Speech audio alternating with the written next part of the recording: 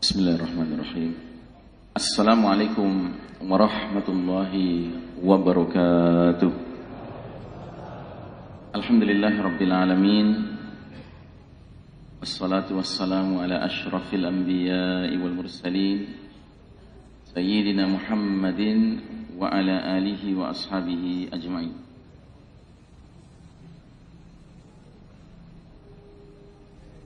Jemaah sekalian rahimakumullah, alhamdulillah pagi hari ini kita bersyukur Allah Ta'ala masih mencurahkan sebaik-baiknya nikmat buat kita bersama, yaitu nikmat iman dan Islam, yang dengan itulah hidup kita menjadi lurus, menjadi terang, jadi benar, dan menjadi selamat di dunia dan di akhirat. Kita syukuri pula nikmat sehat walafiat, yang dengan itulah segenap kewajiban dan urusan dapat kita tunaikan. Mudah-mudahan semua kegiatan yang kita kerjakan, amal soleh, amal ibadah, semuanya diterima Allah Subhanahu wa Ta'ala. Salawat salam sejahtera marilah kita doakan semoga tercurah kepada manusia pilihan, Imamul Muttaqin, pemimpin orang-orang bertakwa, sekaligus qaidil mujahidin, panglima para mujahid yang sejati, Nabiullah Muhammad sallallahu alaihi wasallam, keluarganya, sahabatnya, dan para pengikutnya yang setia hingga akhir zaman, dan semoga kita termasuk umatnya yang dirahmati Allah Ta'ala. Amin ya rabbal alamin. Saudara sekalian rahimakumullah, pagi hari ini tema yang kita akan bahas seperti yang terlihat di layar dan juga yang diumumkan oleh pembawa acara, yaitu tema mewaspadai keluarnya fitnah Al-Masih Ad-Dajjal. Tema ini termasuk bahagian dari tema kajian akhir zaman. Dan tema kajian akhir zaman ini merupakan salah satu bahagian dari ajaran Islam yang tidak semua orang punya kepedulian terhadapnya. Padahal kalau kita mendalami ilmu akhir zaman, justru yang kita dapatkan adalah kejelasan perjalanan hidup ini, dan termasuk juga kita temukan arahan-arahan Nabiullah Muhammad sallallahu alaihi wasallam bagaimana menghadapi kondisi-kondisi yang terkadang sangat rumit di akhir zaman ini. Dan pembicaraan tentang khurujud Dajjal, keluarnya Dajjal, adalah pembicaraan mengenai salah satu alamatul kubra, salah satu tanda-tanda besar kiamat. Jadi para ulama kita telah mengelompokkan tanda-tanda kiamat itu ke dalam dua kelompok. Ada kelompok alamatus sugra, tanda-tanda kecil, dan ada kelompok alamatul kubra, tanda-tanda besar. Tanda-tanda kecil diawali, yang paling pertama, tanda kecil yang paling pertama adalah diutusnya Nabi Muhammad sallallahu alaihi wasallam. Dalam Al-Quran Allah mengatakan bahwa Nabi kita merupakan khataman nabiyyin, penutup rangkaian para nabi. La nabiyya ba'dah, tidak ada lagi nabi setelah beliau. Dan karenanya beliau dijuluki Nabi akhir zaman. Maknanya apa? Maknanya semenjak hadirnya Nabi Muhammad sallallahu alaihi wasallam ke dunia ini, maka dunia ini sudah memasuki perjalanan akhir zamannya. Dan kita umat beliau, umat Muhammad sallallahu alaihi wasallam, mendapat julukan umat akhir zaman. Apa maknanya? Maknanya kita adalah ujung terakhir perjalanan umat manusia. Sesudah kita tidak ada lagi umat manusia, Pak. Kita yang terakhir. Sesudah ini cerita dunia ini berakhir. Berakhir dengan apa? Ya dengan as-sa'ah, dengan peristiwa kiamat. Peristiwa kehancuran total jagat raya ini atas kehendak Allah yang maha berkuasa dan maha berkehendak dan maha menciptakan. Nah, saudaraku rahimakumullah, tanda-tanda kecil semenjak Nabi diutus bermunculan banyak sekali tanda-tanda kecil. Untuk kemudian di ujung perjalanan dunia ini akan mulai muncul tanda-tanda besar. Dan kalau tanda kecil itu jumlahnya sangat banyak, tanda-tanda besar itu jumlahnya terbatas. Hanya 10. Dan ciri-cirinya Di samping semua tanda kecil, tanda besar itu munculnya ketika kiamat sudah dekat. Ciri yang kedua, tanda-tanda besar ini kata Nabi macam manzumat. Manzumat itu artinya biji-biji marjan atau biji-biji tasbih, ya, yang diikat dengan benang. Ketika benangnya digunting, maka biji pertama jatuh, langsung diikuti dengan biji kedua, ketiga, keempat, sampai ke 10. Artinya, kalau satu tanda besarnya, yang pertama sudah muncul, maka tanda-tanda besar yang berikutnya akan bermunculan dengan cepat sekali. Yang ketiga, semua tanda-tanda besar sifatnya luar biasa. Luar biasa itu artinya keluar dari hukum yang biasa berlaku. Contohnya, tulu isyamsi min maghribiha, terbitnya matahari dari tempat terbenamnya. Ini kan peristiwa yang keluar dari hukum yang berlaku. Biasanya matahari terbit dari timur. Pada hari tersebut nanti manusia akan terkaget-kaget menanti-nanti matahari terbit seperti biasanya dari timur, tahu-tahu muncul dari barat, ya. Dan kata Nabi, jika matahari sudah terbit dari barat, itu pertanda pintu taubat sudah tertutup, ya. Kalau ada orang mau bertaubat ketika matahari sudah keburu terbit dari barat, terlambat, ya, tidak diterima lagi taubatnya. Contoh lain lagi bahwa tanda besar itu bersifat luar biasa adalah dabbatul ard, binatang melata keluar dari perut bumi. Dalam Al-Quran dikatakan, jika binatang melata ini sudah keluar dari perut bumi, Allah izinkan binatang ini berbicara dengan manusia. Ini jelas peristiwa yang keluar dari kebiasaan hukum yang berlaku. Bahkan binatang ini akan ada tugas khusus. Tugasnya adalah memberi tanda siapa orang beriman, siapa orang kafir. Kalau ketemu orang beriman, binatang ini akan membuat wajah orang tersebut bersinar, bercahaya, berkilau. Tapi kalau ketemu orang kafir, binatang ini akan memberi stempel di hidungnya. Sehingga kata Nabi kita, jika umatku hidup di zaman binatang melata sudah keluar dari perut bumi, maka umatku makan satu meja makan tahu dengan calon penghuni surgakah atau dengan calon penghuni nerakakah, hanya dengan melihat wajahnya saja. Nah, jadi semua tanda-tanda besar itu sifatnya extraordinary, ya, keluar dari kebiasaan, kelaziman hukum yang berlaku. Termasuk Dajjal, ya. Dajjal ini termasuk sosok yang sangat luar biasa, ya. Baik, sebelum kita masuk pembicaraan tentang Dajjal, mau tidak mau kita harus membicarakan dulu dalam suasana apa Dajjal itu akan keluar. Pertama, kita bicara dulu tentang perjalanan sejarah umat Islam berlandaskan sebuah hadis di mana Nabi Muhammad sallallahu alaihi wasallam meringkas perjalanan umat Islam ke dalam 5 babak. Jadi babak pertama kata Nabi adalah babak an-nubuwah, kenabian. Tidak berlangsung lama, cuma 23 tahun. Kenapa disebut babak kenabian? Karena selama 23 tahun itu umat Islam generasi awal langsung dipimpin oleh Nabi Muhammad sallallahu alaihi wasallam. Ini adalah babak yang terbaik sepanjang perjalanan sejarah umat Islam. Kemudian datanglah babak kedua yang disebut dengan babak al-khilafatu ala minhajin nubuwah. Kekhalifahan yang mengikuti metode kenabian dalam hal kepemimpinannya. Babak kedua ini juga tidak berlangsung lama, hanya 30 tahun. Ditandai dengan umat Islam pada masa itu memiliki para pemimpin yang terbaik setelah Nabi Muhammad sallallahu alaihi wasallam. Mereka dijuluki Khulafaur Rasyidin, khalifah-khalifah yang jujur, yang lurus, yang adil, yang bijaksana, yang nyunnah, yang istiqamah. Siapa mereka? Abu Bakar As-Siddiq, Umar bin Khattab, Utsman bin Affan, Ali bin Abi Thalib, dan Hasan bin Ali. Kepemimpinan mereka ini persis 30 tahun. Sesuai dengan sabda Nabi ketika Nabi masih hidup. Kata Nabi, setelah aku wafat akan muncul para khalifah 30 tahun dan sesudah itu raja-raja. Maka masuklah babak ketiga. Babak ketiga disebut dengan babak mulkan 'addan, raja-raja yang menggigit. Babak ketiga ini berlangsung lama sekali, Pak. Dari tahun 40 Hijriah sampai tahun 1342 Hijriah.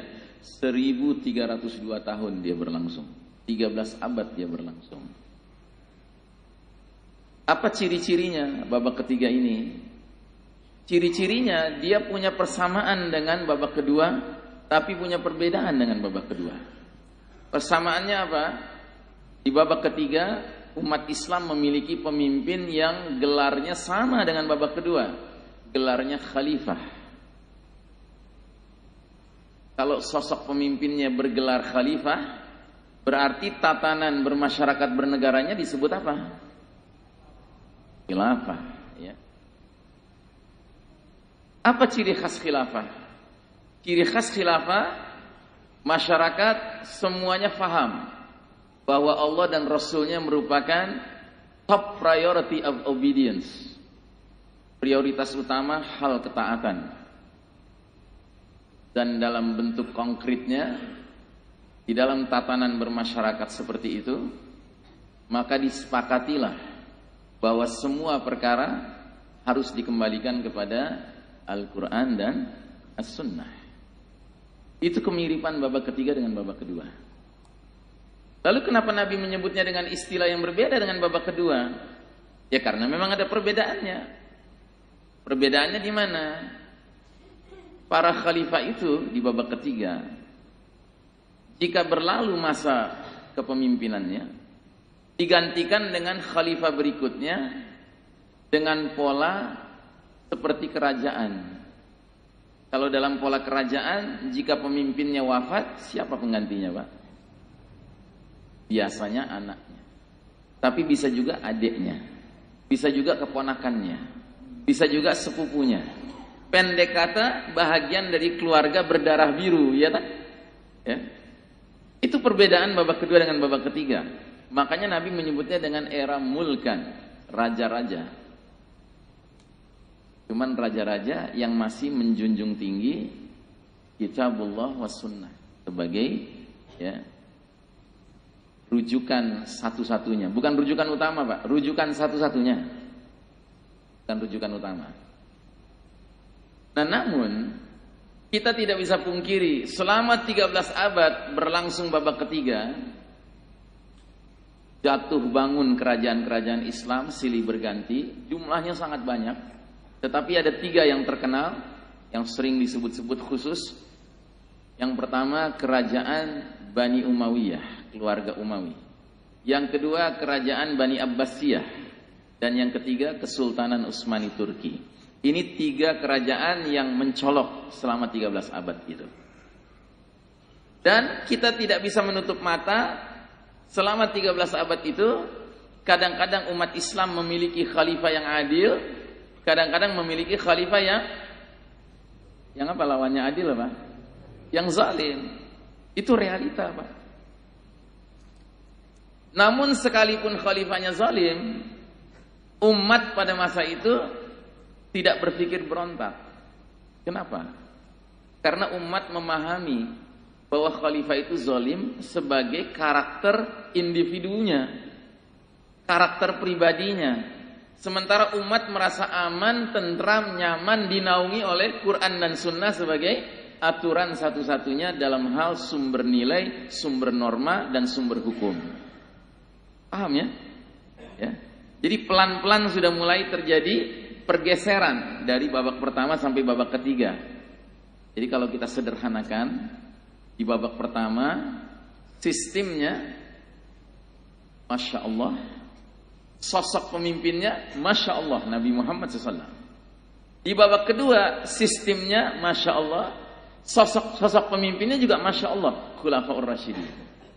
Di babak ketiga sistemnya Masya Allah, sosok pemimpinnya kadang-kadang Masya Allah, kadang-kadang la haula wa la quwata illa billah. Paham ya? Paham ya? Sampai datanglah tahun 1342 Hijriah, di mana Allah Ta'ala mentakdirkan berakhirnya babak mulkan adhan ini. Ditandai dengan peristiwa apa, Pak? Ditandai dengan peristiwa bubarnya khilafah. Tahun 1342 Hijriah, 1924 Masehi. Sudah ada 100 tahun yang lalu, Pak? Sudah ada 100 tahun yang lalu? Belum, ya. Kalau pakai hitungan Hijriah, 2 tahun lagi baru 100 tahun yang lalu, 1442 Hijriah. Kalau pakai hitungan Masehi 1924, berarti masih berapa tahun lagi? 5 tahun lagi, ya. Baru dia 100 tahun. Nah, setelah runtuh kekhalifahan yang terakhir, Kesultanan Utsmani Turki, saya sering mengistilahkan khilafah itu seperti rumah besar umat Islam, Pak. Dan memang kekhalifahan yang terakhir ketika berpusat di Turki, rumah kita besar sekali, Pak. Membentang di barat dari Afrika Barat di Maroko sampai ke Indonesia Timur di Maluku, Pak. Itulah wilayah rumah besar kita, Pak. Dan pada masa itu kita menghayati betapa nikmatnya umat Islam itu berjalan-jalan dari satu negeri muslim ke negeri muslim lain tanpa paspor, tanpa visa, ya. Cukup dengan 2 kalimat syahadat. Dan kalau kita pelajari sejarah Indonesia, kita akan temukan bukti-bukti, ya, bahwa kita dulu satu umat yang besar. Contohnya kerajaan Samudra Pasai di Aceh dan sebagian Sumatera Utara, surat menyurat ke pusat negaranya kemana? Ke Turki, Pak. Contohnya Keraton Jogja disebutnya pemimpinnya Khalifatullah Panotogama. Ini bukti-bukti sejarahnya ada. Nah, kira-kira selama kita tinggal dalam rumah besar kita itu, Pak, dalam kondisi kita tetap merasakan ukhuwah yang begitu luas antara bangsa-bangsa kaum muslimin, ada ndak pihak yang nggak senang dengan keadaan itu? Ada ndak, Pak? Ada, ya? Siapa gerangan? Ya musuh lah, ya, musuh. Dan siapakah musuh nomor wahid umat Islam? Ya, kaum kafir itu kan umum. Al-Yahud, ya, Yahudi. Apa dalilnya? Silahkan dicatat. Al-Maidah ayat 82. Ya, Al-Maidah 82. Allah berfirman, "Latajidanna asyaddan nasi 'adawatan lil ladzina amanu al-yahuda wal ladzina asyraku." Sungguh engkau Muhammad akan menemukan manusia yang paling dahsyat permusuhannya kepada orang-orang beriman adalah kaum Yahudi dan kaum musyrikin. Jadi selama kita tinggal dalam satu rumah besar kita, dan ingat, rumah ini langsung dapat izin mendirikan bangunannya dari Allah Ta'ala dengan SKIMB-nya yang mana, Pak? SK nomor 230. 2 itu surat Al-Baqarah, 30 itu ayat 30. Inni ja'ilun fil ardi khalifah. Sesungguhnya aku punya rencana, ya, meletakkan khalifah di muka bumi ini. Nah, jadi ketika umat Islam dengan konsisten menjadikan Quran dan Sunnah sebagai rujukan satu-satunya kehidupan tatanan bermasyarakatnya, pada masa itulah umat Islam menjadi khalifah-khalifah yang amanah, ya. Yahudi tidak senang dengan ini. Mereka berusaha menghancurkan rumah kita, tapi nggak kunjung berhasil. Kenapa? Karena umat ini solid. Sampai kapan? Sampai di tengah-tengah jajaran pimpinan militer Kesultanan Utsmani Turki muncul pengkhianat. Siapa nama pengkhianatnya? Ada yang tahu? Mustafa Kemal. Seringkali dalam buku-buku ditambah embel-embel Ataturk, ya. Tapi kalau ulama-ulama di Turki yang ngerti permasalahan, tidak ada yang mau menyebutnya Mustafa Kemal Ataturk. Karena Ataturk itu artinya bapaknya Turki. Mereka lebih senang menyebutnya Mustafa Kemal A'da'i Turk, musuhnya Turki. Makanya kalau mau amannya kita sebut saja Mustafa Kemal. Titik. Siapa dia? Dia salah seorang jenderal di dalam ketentaraan kekhalifahan Utsmani Turki. Dia muslim, tetapi darahnya mengalir darah Bani Israel, darah Yahudi, ya. Dan ternyata ukhuwah damawiyah dia, persaudaraan darah dia, lebih kental daripada ukhuwah imaniyahnya, persaudaraan keimanannya. Maka diam-diam dia lebih loyal, lebih setia dengan kaum Yahudi daripada kaum mukminin. Maka apa yang dia lakukan? Pertama, dia buat dulu langkah-langkah pencitraan. Supaya apa? Supaya dicintai oleh umat Islam. Dia tampil sebagai jenderal yang sangat patriotis begitu. Ketika dia sudah yakin umat mencintai dirinya, barulah dia lemparkan pikiran-pikiran sesatnya. Apa dia katakan? Dia bilang begini, hai umat Islam, kalau kita mau maju, tidak ada jalan lain. Kita harus meniru cara hidup bangsa-bangsa yang sudah maju lebih dahulu dari kita. Dan siapa yang dia maksud? Yang dia maksud pihak Barat, Eropa, kafir. Ya. Bahkan lebih jauh dari itu dia katakan begini, kalau kita mau maju kita harus melakukan modernisasi dan westernisasi. Dan kita harus tinggalkan ajaran Islam yang sudah ketinggalan zaman ini, sudah kuno ini. Termasuk kita harus tinggalkan cara bermasyarakat dan bernegara menurut Islam yang sudah kuno itu. Maka dia bubarkan Pak khilafah. Rumah besar kita dibubarkan. Diganti dengan apa? Diganti dengan negara Turki modern, sekuler, berpaham nasionalisme. Kalau saya lebih senang menyebutnya bukan negara, tetapi rumah kita runtuh diganti dengan bedeng Turki modern. Ya. Kan tadinya gede Pak, begitu jadi kecil ya jadi bedeng lah. Ya. Dan setelah dia muncul, karena dia muncul di pusat kepemimpinan umat, terjadilah efek domino. Tahu efek domino Pak? Kalau bahasa Jermannya getok tular. Gitu. Ya kesana kemari menular. Akhirnya setelah bedeng Turki pertama kali berdiri, muncullah bedeng Mesir, muncullah bedeng Indonesia, muncullah bedeng ini, bedeng itu, bedeng ini, ya kan? Belum terlalu lama kita tinggal di bedeng, belum ada 100 tahun, mulai ada sebagian umat Islam teriak-teriak bedeng harga mati. Tidak boleh dirubah. Padahal sejarahnya menggambarkan bahwa kita asalnya tinggal di satu rumah yang besar. Sekarang saya tanya sama bapak dan ibu sekalian. Waktu saudara-saudara kita di Palu dan di Lombok mengalami bencana gempa, rumah mereka rata dengan tanah ya, rata dengan tanah rumah mereka. Dan datanglah alhamdulillah orang-orang ikhlas, relawan-relawan dari berbagai penjuru Indonesia bahkan dunia membawa bantuan. Dan bantuan awal yang dibawa apa? Tenda darurat ya, supaya mereka punya tempat bernaung. Ya rumahnya sudah hancur. Mau enggak mereka tinggal di tenda itu? Mau lah, karena nggak ada pilihan lain kan. Nah namun ketika jalan waktu, sudah mulai membaik keadaan, mulai dibangun rumah, kalau mereka disuruh pindah dari tenda ke rumah, mereka bilang, oh enggak, tenda harga mati. Masuk akal tidak? Masuk akal tidak? Tidak masuk akal. Nah jadi saudaraku rahimakumullah, ini realitas sejarah ya. Jadi begitu runtuh terjadi tahun 1342 Hijriah, masuklah kita ke babak keempat. Nah babak keempat ini namanya apa? Namanya babak mulkan jabriyan. Babak para penguasa yang memaksakan kehendak mereka. Memaksakan kehendak mereka. Sejak saat itu umat menyaksikan munculnya sosok-sosok yang memaksakan kehendak mereka, yang berarti mengabaikan kehendak Allah dan Rasulnya. Mulailah centang perenang kondisi kita ya. Makanya saya sering menyebut bahwa kita yang hidup di babak keempat ini, kita sedang menjalani babak yang paling kelam dalam sejarah umat Islam. Belum ada babak lebih kelam dari babak yang kita alami sekarang. Dan Nabi pun menggambarkan situasinya seperti itu. Dalam hadis Nabi mengatakan, kaqita'il lailil muslim, laksana sepotong malam yang gelap gulita. Ini babak keempat kita ini Pak. Era penuh fitnah.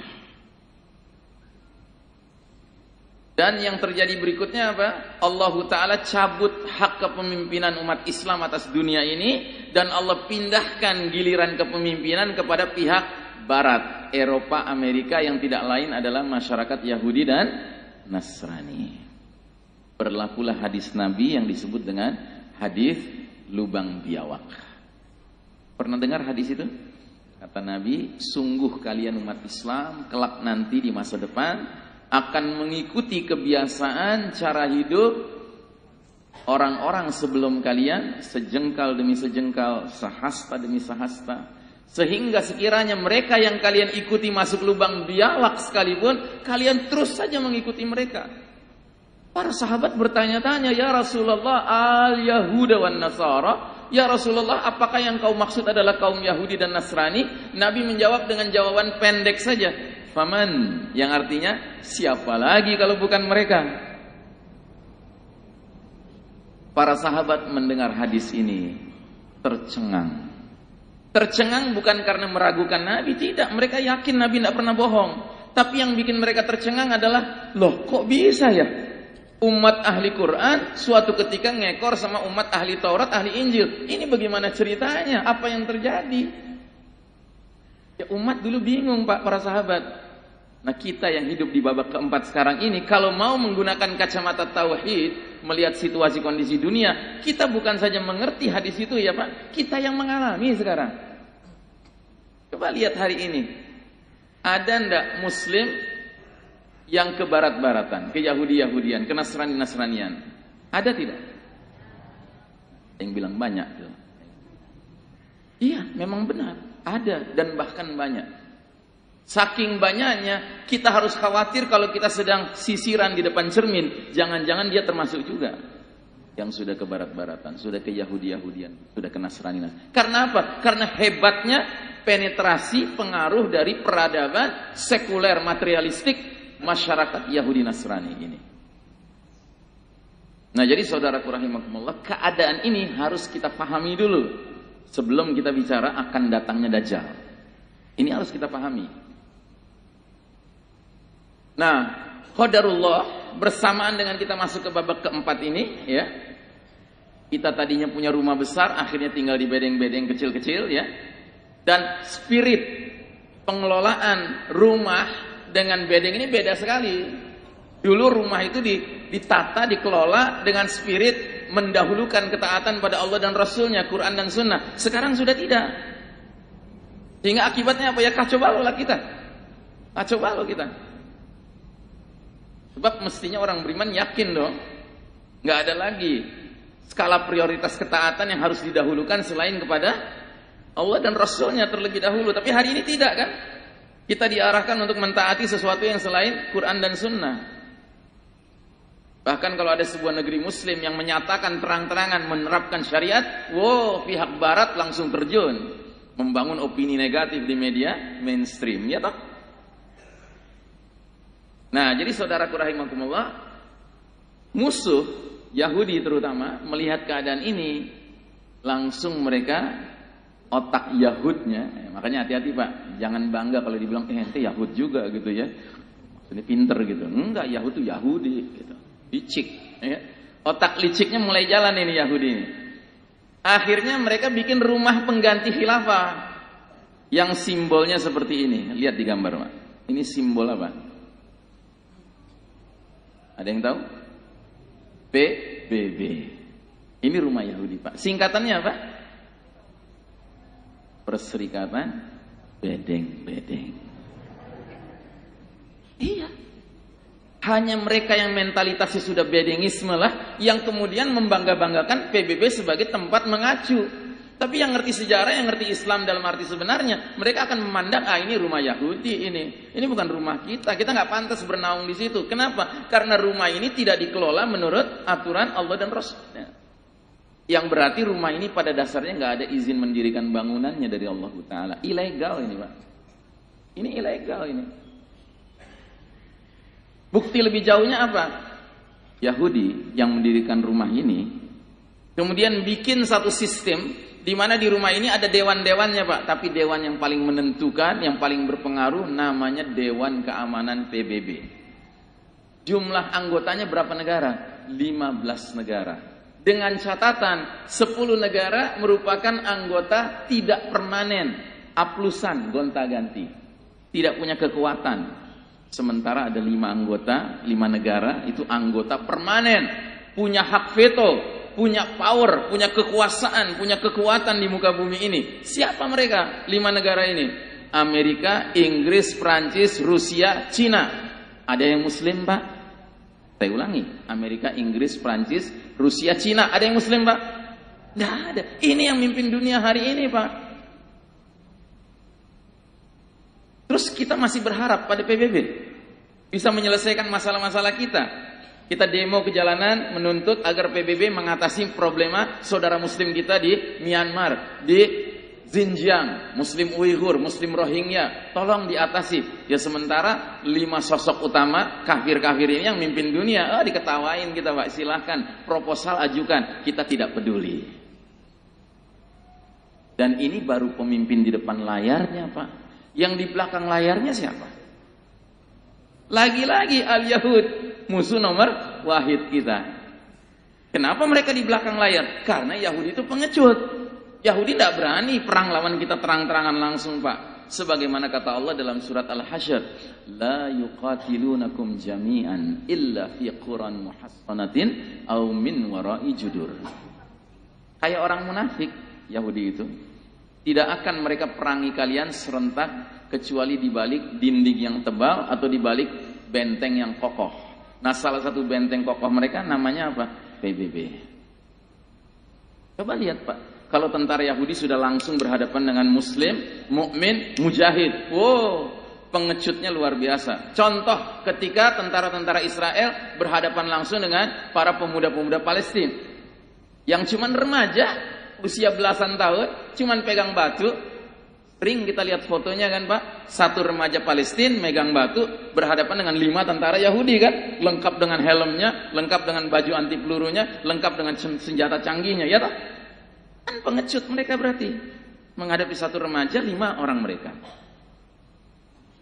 Makanya konon kabarnya, Pak, angkatan bersenjata dunia satu-satunya adalah negara Israel yang pabrik seragam tentaranya, bagian celananya, di dalamnya sekaligus ada pampersnya, Pak. Cuman Yahudi. Karena apa? Karena takutnya mereka kalau sudah harus berhadapan dengan tentara Islam, dengan muslimin.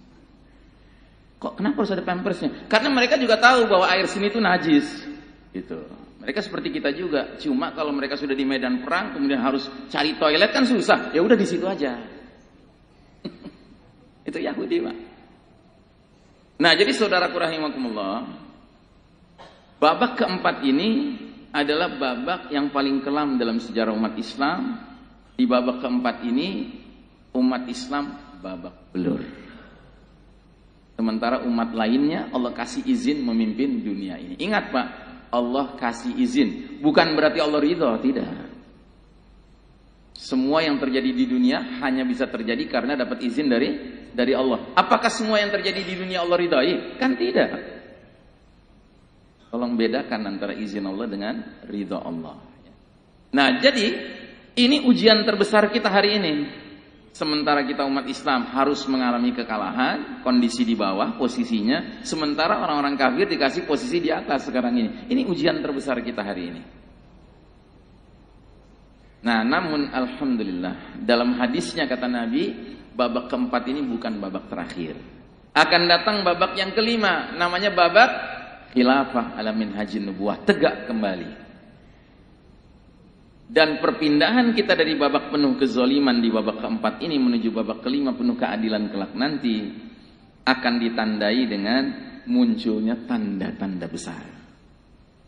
Nah, tanda-tanda besar ini jumlahnya ada 10. Nasnya nggak ada di sini.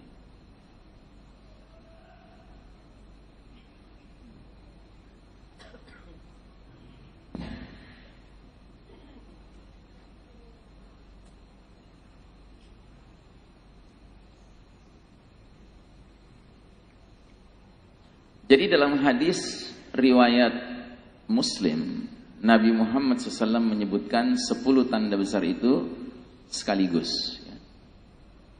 Ada dukhan, kabut asap, kemudian ada ad-dajjal, kemudian ada Dabatul ard, binatang melata keluar dari perut bumi. Kemudian ada matahari terbit dari tempat terbenamnya. Kemudian ada tanda besar turunnya Isa ibnu Maryam alaihissalam.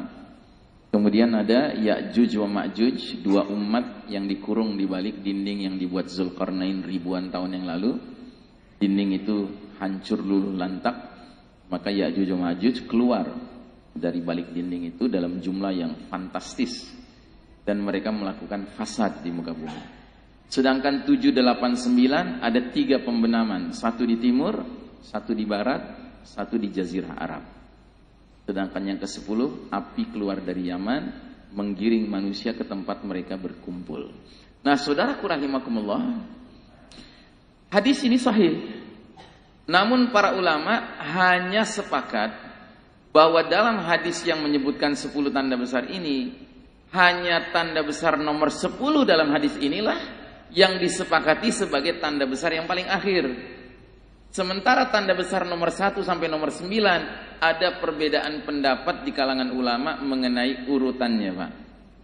Mengenai tertibnya, tertib munculnya.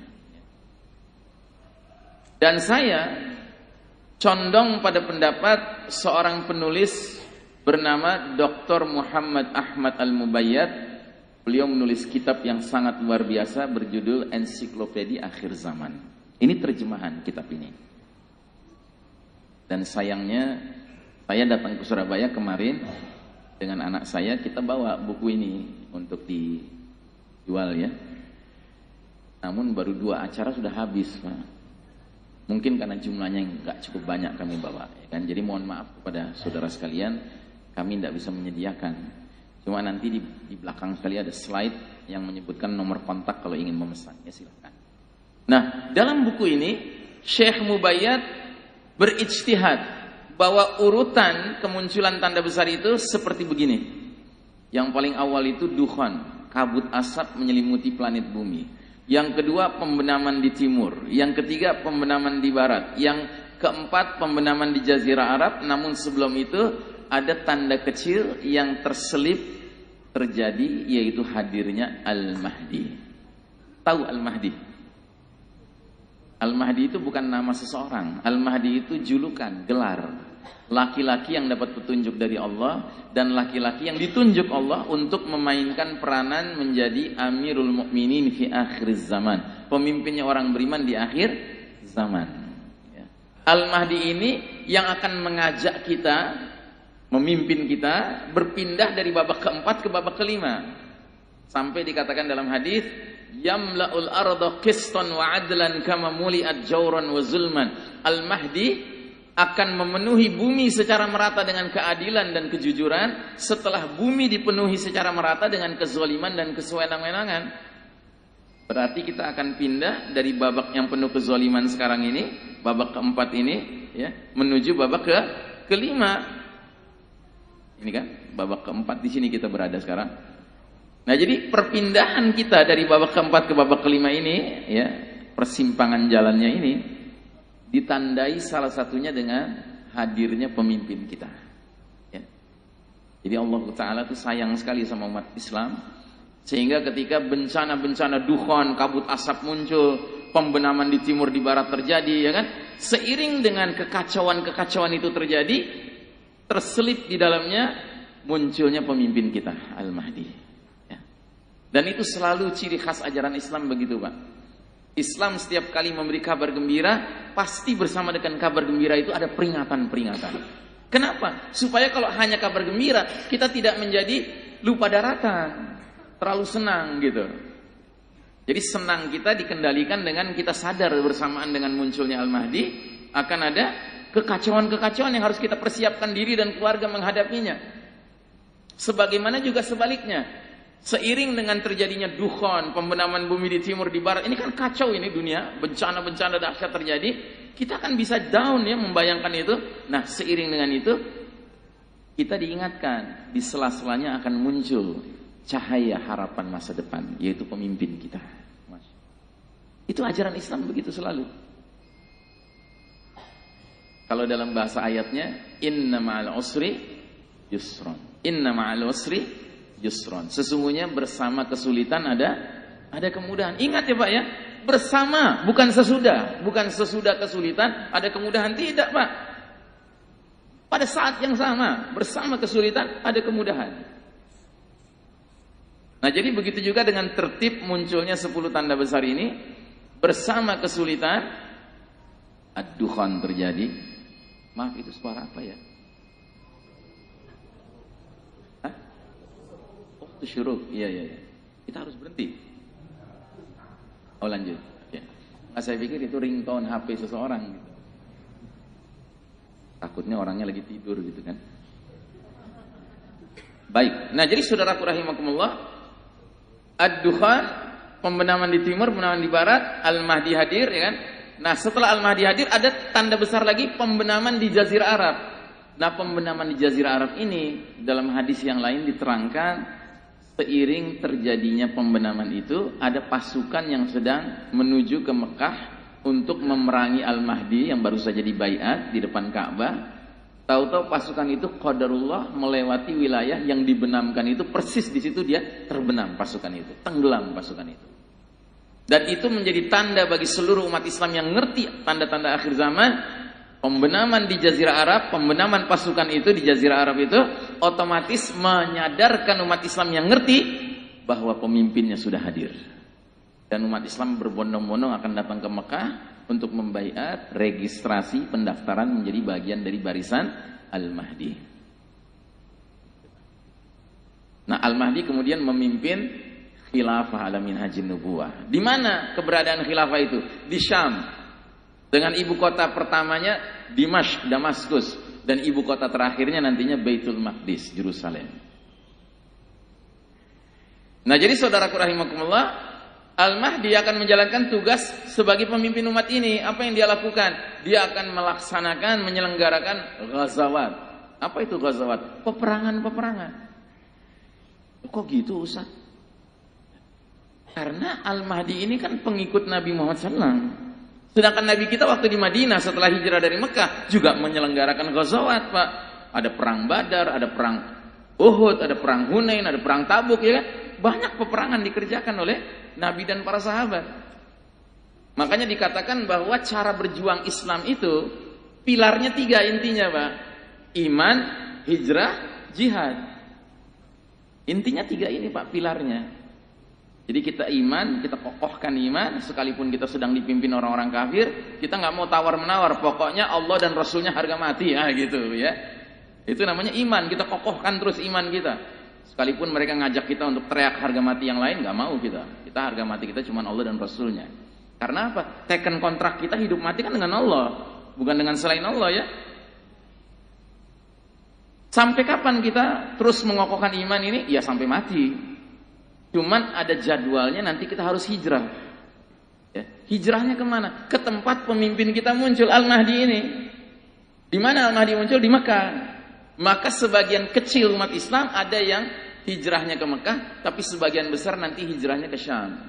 Karena Al-Mahdi di Mekah itu hanya menerima registrasi ya as-sabiqunal awwalun, generasi pelopornya saja. Banyak. Untuk kemudian dia segera mendirikan khilafah di tempat yang sudah diisyaratkan oleh Nabi, yaitu di Syam. Nanti umat Islam baru ramai berbondong-bondong hijrahnya ke Syam.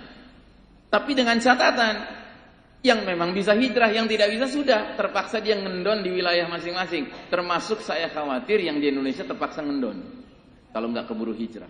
Karena apa? Karena peristiwa Dukhan, peristiwa pembenaman bumi di timur, peristiwa pembenaman bumi di barat itu menyebabkan dunia kita nantinya berbeda sekali dengan dunia kita sekarang. Dan salah satu yang paling membedakan apa? Terjadi shutdown of modern technology. Teknologi modern ini macet Pak. Nggak berfungsi lagi. Dalilnya apa? Dalilnya hadis riwayat Muslim yang berbunyi wa'udtum min haitsu bada'tum wa'udtum min haitsu bada'tum wa'udtum min haitsu bada'tum. Kalian akan kembali kepada kondisi seperti sedia kala. Kalian akan kembali kepada kondisi seperti sedia kala. Kalian akan kembali kepada kondisi seperti sedia kala ya. Ini diterangkan dalam hadis riwayat Muslim ya. Kita lihat hadisnya. Waktu Nabi menyampaikan hadis ini, para sahabat nggak ngerti Pak. Kenapa nggak ngerti? Karena para sahabat nggak ada yang pernah pakai komputer. Nggak ada yang pernah pakai handphone, nggak ada yang mengalami listrik, AC, mobil, motor, pesawat udara ya. Tapi para sahabat meneruskan hadis ini, generasi demi generasi demi generasi, sampai ke kita sekarang, di era teknologi canggih sekarang ini. Nah, kita mengkaji hadis ini, kita bisa ngerti, oh ada isyarat dari Nabi, suatu ketika teknologi canggih ini selesai, nggak bisa dipakai lagi. Kapan itu terjadi? Ketika dukhan terjadi. Dukhan itu, kabut asap itu sebabnya apa? Jatuhnya bongkahan-bongkahan batu dari langit. Dalam hadis disebutnya bintang berekor. Kalau dalam bahasa modernnya disebut apa Pak? Meteor, ya, menabrak planet bumi. Karena meteor itu yang akan menabrak planet bumi menurut ilmuwan NASA, ahli astronomi, katanya akan ada meteor yang pecah nabrak planet bumi kita ini yang dilapisi oleh atmosfer. Nah, pecahannya itu Pak, itu ada yang tetap menabrak daratan, ukurannya bisa garis tengahnya 2 km Pak. Bayangkan batu garis tengahnya 2 km, bergerak dengan kecepatan puluhan ribu kilometer per jam, nabrak daratan. Ya tentunya menimbulkan kepulan asap kayak bom nuklir meledak, cuman berlipat-lipat kali dari bom nuklir. Makanya kabut asapnya yang berbentuk cendawan itu akan terus meluas sampai apa? Sampai menyelimuti planet kita 40 hari 40 malam kata Nabi kita. Dahsyat itu peristiwa. Nah, gesekan batu besar itu dengan udara itu menimbulkan induksi, ya. Induksi besar-besaran itu menyebabkan EMP kata orang barat, electromagnetic pulse, yang maknanya semua barang-barang kelistrikan tidak bisa berguna lagi. Bahkan tumbukan ke daratan, ke tanah, batu besar itu menurut ahli fisika bisa sampai merubah sifat zat-zat tertentu. Contohnya apa? Besi berubah jadi lengket nanti.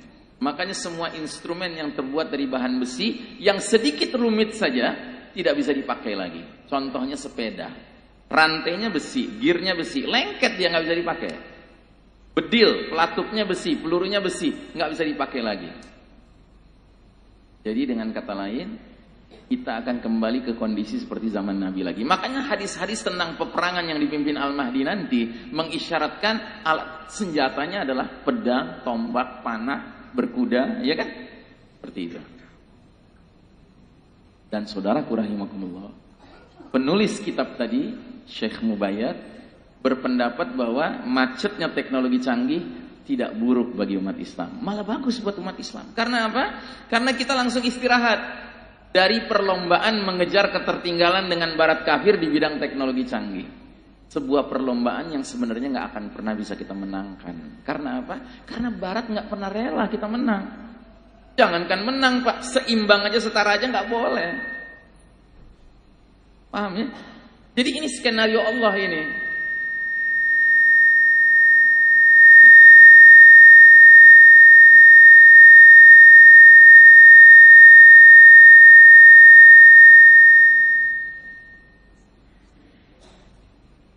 Hampir selalu Pak, kalau saya bahas tentang Dajjal Pak, ada gangguan itu selalu. Ya karena antek Dajjal banyak Pak, ya antek Dajjal itu banyak. Dia nggak senang kita mengungkap realita Dajjal itu. Nah jadi saudaraku rahimakumullah, dengan berhentinya teknologi berfungsi, maka kita umat Islam yang jauh tertinggal dengan barat kafir tiba-tiba jadi setara kan, jadi 0-0 kan situasinya kan, sama-sama susah kan. Sama-sama jadi nggak ada kecanggihan teknologi lagi, nggak bisa menyombongkan diri lagi. Nah kalau sudah seperti itu keadaannya, ya berlakulah kaedah orang Betawi Pak. Lo jual, gue beli. Baru bisa berlaku Pak. Kalau sekarang kita ngomong gitu sama barat kafir, itu cuman gertakan kita saja. Tapi realitanya di medan-medan peperangan umat Islam jadi bulan-bulanan Pak. Jadi bulan-bulanan kita. Kita berkeringat-keringat di bawah matahari, paling mentok kita pakai RPG. RPG itu senjata anti tank. Sementara mereka di ruang AC Pak, pakai komputer, pakai mouse gini-gini Pak. Target lock, kayak main game aja. Mereka nggak perlu turun ke medan perang. Sementara drone-nya bekerja, ya kan? Mengirim rudal. Tewas langsung mujahidin 200 orang dengan ibu-ibu, anak-anak sekaligus. Kalau ditanya, kenapa anak-anak ibu-ibu mesti kena? Ya nggak terelakkan, kurang ajar. Nah jadi saudaraku rahimakumullah, ini kondisi dunia nanti. Nah dalam kondisi seperti itu muncullah pemimpin kita, Masya Allah. Sementara umat lain lagi sibuk nyari makan, ya kan? Karena apa? Situasi dunia orang di mana-mana kelaparan nanti Pak. Setelah dukhon, setelah kacau bencana-bencana ini. Nah umat Islam yang ngerti justru mereka sudah siap-siap menyambut kedatangan pemimpinnya Al-Mahdi. Masya Allah. Nah Al-Mahdi kemudian akan memimpin kita membebaskan lebih banyak lagi negeri demi negeri untuk menegakkan kalimatullah al-ulya. Sampai berapa lama? Sampai sekitar 7 tahun. Sebelum 7 tahun itu ya, Allah takdirkan Dajjal keluar ya. Jadi mana ini hadisnya? Nah, ini hadisnya. Semaraknya Baitul Maqdis adalah isyarat runtuhnya kota Madinah. Runtuhnya kota Madinah adalah isyarat pecahnya Al-Malhamah. Al-Malhamah itu perang antara kaum muslimin dengan Rum. Rum itu Eropa, ya, Kristen. Kalau orang barat menyebut Al-Malhamah itu Armageddon. Kalau kita nggak menyebutnya Armageddon, nggak ada istilah Armageddon dalam tradisi Islam. Kita menyebutnya Al-Malhamah ya. Nah pecahnya peristiwa Al-Malhamah ini adalah isyarat terbukanya kota Konstantinopel. Konstantinopel itu Istanbul ya. Sedangkan terbukanya kota Konstantinopel isyarat keluarnya Dajjal. Dalam hadis yang kedua, antara Al-Malhamah dengan terbukanya kota Konstantinopel ada 6 tahun. Kemudian keluarlah Dajjal pada tahun ke-7. Kemudian yang nomor 3 hadisnya berbunyi Al-Malhamah Uzma, dan terbukanya Konstantinopel serta keluarnya Dajjal terjadi dalam 6 bulan ya. Jadi Al-Mahdi itu memimpin kita umat Islam, dalam satu hadis dikatakan 7, 8 atau 9 tahun. Tetapi kebanyakan hadis menguatkan 7 tahunnya itu ya. Selama 7 tahun Al-Mahdi akan memimpin kita membebaskan negeri demi negeri untuk memberlakukan hukum Allah Ta'ala ya. Dan dalam satu hadis dikatakan kalian akan memerangi Jazirah Arab, Allah berikan kemenangan kalian atas Jazirah Arab. Habis itu kalian melawan Persia, kalian mendapat kemenangan menghadapi Persia. Setelah itu kalian lawan Rum, nah itu Malhamah, perang besar lawan Rum.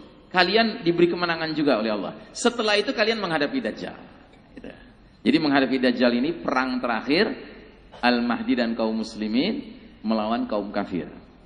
Dan Dajjal pada masa memerangi kaum muslimin, dia memimpin 70.000 pasukan, semuanya orang Yahudi. Dan disebutkan Yahudinya datang dari mana? Dari Asbahan. Dalam hadisnya Asbahan bunyinya. Asbahan itu kota mana? Isfahan. Isfahan. Isfahan itu di mana? Di Iran ya. Jadi Anda perlu tahu Pak, di Iran itu, di kota-kota di Iran itu ada kampung-kampung Yahudi Pak. Jadi unik ini. Iran ini kan Syiah ya. Kalau di media massa yang namanya tokoh-tokoh Iran Syiah itu sering sekali mengungkapkan permusuhannya kepada Yahudi kan. Tapi nyatanya di Iran itu justru kampung-kampung Yahudi ada Pak. Di Iran kalau Anda pergi ke sana mau sholat Jumat nyari masjid Ahlus Sunnah wal Jamaah nggak bakal ketemu. Tapi nyari sinagog gampang. Jadi kesimpulannya apa? Rupanya permusuhan Syiah dengan Yahudi ini permusuhan pencitraan. Realitanya mereka rangkul-rangkulan Pak. Sampai ke tingkat nanti Dajjal pasukan utamanya dari mana? Dari Iran. Orang-orang Yahudi dari Iran. Makanya hati-hati Pak dengan Syiah. Sebagaimana hati-hatinya kita dengan Yahudi ya. Karena pada dasarnya Syiah itu produk Yahudi. Tokoh pertamanya siapa? Abdullah bin Saba. Siapa dia? Asalnya Yahudi, pura-pura masuk Islam. Sama kayak Kristen juga gitu. Tokoh utamanya namanya siapa? Paulus. Paulus ini Yahudi asalnya, pura-pura masuk Kristen. Terus dia yang menyebarluaskan ajaran sesat yang namanya Trinitas. 3 dalam 1, 1 dalam 3. Nah jadi saudaraku rahimakumullah, Dajjal itu dalam hadis dikatakan akan menebar fitnahnya di muka bumi ini selama 40 hari kata Nabi. Dengan catatan hari pertamanya seperti setahunnya kalian. Hari keduanya seperti sebulannya kalian. Hari ketiganya seperti sejumatnya kalian, 1 pekannya kalian. Sedangkan sisa-sisa hari lainnya seperti hari-hari kalian. Jadi kalau kita kalkulasi, berarti Dajjal itu akan ada di muka bumi menyebar fitnahnya selama 1 tahun plus 2 bulan plus 2 pekan. Nah dia ketika awal keluar Dajjal itu, dia tidak langsung menghadapi khilafah, tidak langsung menghadapi Al-Mahdi, tidak langsung menghadapi kaum muslimin, tapi dia menebar fitnahnya di daerah pinggir-pinggir dulu Pak dari dunia ini. Karena dia tahu yang di pinggir-pinggir ini belum dipengaruhi oleh khilafah, gampang dikelecehin, gampang ditipu sama dia. Cuma akhirnya dia coba mendekat juga. Mula-mula dia coba masuk Mekah, nggak bisa. Masuk Madinah, nggak bisa. Karena Nabi sudah menjanjikan Dajjal bisa masuk ke semua kampung kecuali 2. Mekah dan Madinah nggak bisa dia masuki karena dijaga oleh barisan malaikat yang memegang pedang siap menebas lehernya kalau dia mendekat. Nah akhirnya dia memberanikan diri menuju ke Syam, menuju ke pusat khilafah kepemimpinan Islam. Ya. Nah ketika dia mendekat ke Syam itu, pasukan Al-Mahdi baru saja menyelesaikan peperangan lawan Rum, dan puncak kemenangan melawan Rum itu adalah membebaskan kota Konstantinopel. Dan unik pembebasan kota Konstantinopel ini tidak melalui penggunaan senjata pedang maupun panah kata Nabi, tapi cukup dengan tahlil dan takbir. La ilaha illallah, Allahu Akbar. Terbuka salah satu pintu benteng Konstantinopel. Takbir dan tahlil lagi, kedua kalinya tahlil dan takbir lagi, kedua kalinya la ilaha illallah, Allahu Akbar, terbuka lagi pintu yang lain. Ketiga kalinya pasukan Al-Mahdi mengucapkan lagi tahlil dan takbir, terbuka seluruh pintu-pintu kota Konstantinopel. Masuklah mereka ke dalam kota Konstantinopel, lagi ngumpulin ghanimah, harta rampasan perang. Tiba-tiba ada suara mengatakan, "Hei para mujahidin, Dajjal sudah menguasai keluarga-keluarga kalian." Ya. Wah, mereka langsung kaget. Mereka tinggalkan semua harta rampasan perang, mereka konsolidasi kembali ke ibu kota Syam, yaitu Damaskus. Ternyata sampai di Damaskus, pasukan ini mendapati Dajjal belum sampai ke kota Damaskus. Rupanya berita tadi hoax, ya, berita tadi hoax, gitu loh.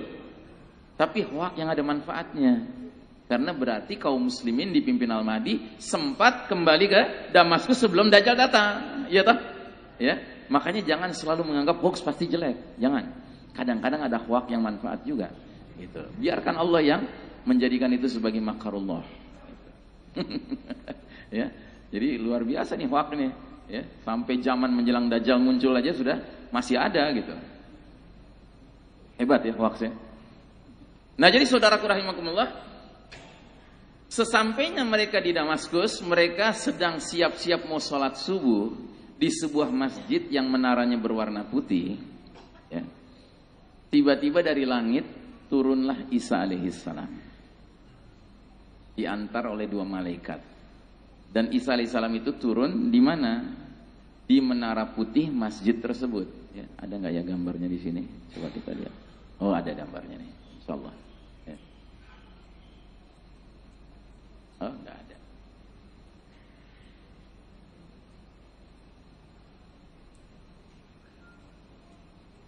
Baik. Jadi di menara putih masjid tersebut turunlah Isa alaihissalam, dilihat oleh pasukan Al-Mahdi yang mau siap-siap sholat subuh ini. Dan mereka juga tahu kan, sebelum mereka lihat Isa alaihissalam turun, ini di luar Dajjal sudah makin mendekat. Dan mereka tahu ini habis sholat subuh ini akan perang lawan Dajjal. Ini musuh yang berat ini. Mereka ketar-ketir juga ini mau sholat subuh ini, karena tahu habis ini kita harus perang lawan Dajjal dan 70.000 tentara Yahudi yang menjadi pengikutnya. Nah, dalam keadaan mereka ketar-ketir gitu, ya, tahu-tahu mereka lihat Isa alaihissalam turun dari langit. Apa perasaan mereka? Wah, perasaan mereka langsung naik moralnya, Pak. Karena mereka tahu dalam hadis-hadis diterangkan bahwa Isa alaihissalam yang akan membunuh Dajjal. Wah, sudah ini selesai, ini jalan cerita Dajjal menurut pasukan Al-Mahdi. Dan Al-Mahdi melihat Isa alaihissalam turun, langsung dipersilakan untuk memimpin sholat. Tetapi Isa alaihissalam menjawab, tidak. Demi Allah, inilah kelebihan umat Muhammad dari umat lainnya. Sebagian kalian ditetapkan menjadi pemimpin bagi sebagian lainnya. Didorong badannya Al-Mahdi untuk memimpin sholat. Isa alaihissalam makmum di belakang Al-Mahdi. Karena Isa alaihissalam turun di akhir zaman bukan membawa ajaran baru, apalagi agama Nasrani yang sudah jauh menyimpang. Tetapi Isa alaihissalam turun di akhir zaman untuk membawa kebenaran ajaran Nabi Muhammad sallallahu alaihi wasallam. Jadi beliau makmum di belakang Al-Mahdi supaya tidak disalahpahami bahwa Isa alaihissalam datang bawa ajaran baru. Ya. Selesai sholat, Isa alaihissalam langsung perintahkan Al-Mahdi dan pasukannya buka pintu gerbang masjid. Begitu dibuka ternyata 70.000 pasukan Yahudi sudah mengepung masjid itu, dan Dajjal ya, melihat di dalam barisan Al-Mahdi ada Isa alaihissalam. Kata Nabi, Dajjal langsung berubah menjadi laksana garam disiram air. Kalau garam disiram air jadi apa, Pak? Meleleh ya, meleleh ya. Kalau orang Betawi nyebutnya jiper. Dajjal langsung ketakutan. Karena Dajjal tahu yang satu-satunya manusia yang diizinkan membunuh dirinya adalah Isa alaihissalam. Dia lihat Isa alaihissalam, ya takutlah dia. Sehingga dia lari dari medan perang. Dikejar sama Isa alaihissalam. Sampai mana? Sampai dibunuh di Babul Lut, di pintu masuk kota Lut. Ada nggak gambarnya di sini ya? Coba kita lihat. Oh, ini ada gambarnya nih. Ini menara tadi Pak yang saya sebutkan. Yang menara ini sekarang di Syam, di Suriah, di Damaskus. Orang Kristen saja menyebutnya Minaret of Jesus, menara tempat bakal turunnya Yesus menurut keyakinan mereka. Jadi titik turunnya Isa alaihissalam itu kita sama orang Nasrani nggak ada perbedaan. Cuma perbedaannya nanti siapa yang ketipu. Isa alaihissalam turun nanti dari langit nggak nyari gereja, ya kan? Masuk masjid. Nah, kemudian Isa alaihissalam mengejar Dajjal dan membunuhnya di Babul Lut, ya. Mana ini? Di sini disebutkan enggak? Ya. Ketika Isa alaihissalam dilihat oleh musuh Allah, Dajjal, maka Dajjal meleleh laksana garam mencair dalam air. Sekiranya hal itu dibiarkan Allah, sungguh Dajjal akan hancur, binasa seperti itu. Tetapi Allah berkehendak membunuh Dajjal di tangan Isa alaihissalam. Maka Isa alaihissalam memperlihatkan darah Dajjal di tombaknya. Nah, ini hadis berikutnya ini. Jadi Isa mencari Dajjal hingga menemuinya di pintu Lut, lalu membunuhnya. Lut ini nama kota di Palestina, ya. Ini salah satu marka jalan menuju kota Lut. Bahasa Arabnya Al-Lut, bahasa Inggrisnya Lod, bahasa Ibraninya, ini tulisan Ibrani Pak. Ini katanya bacanya Lidda, ya. Nah, ini pintu masuk kota Lut ini. Jadi kira-kira di sekitar sinilah nanti bangkainya Dajjal bakal tergeletak nanti. Dibunuh sama Isa alaihissalam. Sedangkan kota Lut ini lokasinya antara Tel Aviv dengan Jerusalem. Ya, lokasinya. Jaraknya dengan Damaskus berapa jauh? 120 km Pak. Jadi pengejarannya cukup jauh itu. Isa alaihissalam mengejar Dajjal 120 km sampai berhasil mendapatinya dan membunuhnya dengan tombaknya. Nah, jadi saudaraku rahimakumullah, sementara pasukan Dajjal ya adalah kaum Yahudi dari Isfahan, dari salah satu kota di tengah-tengah negeri Iran, ya. Dan mereka akan menggunakan tayalisa. Tayalisa itu kain seperti ini, Pak. Ini tentara-tentara Yahudi biasa pakai kain begini. Ya, mereka kalau ibadah di tembok ratapan ya menggunakan kain seperti ini. Jadi mereka ini akan diburu oleh kaum muslimin pasukan Al-Mahdi, ya.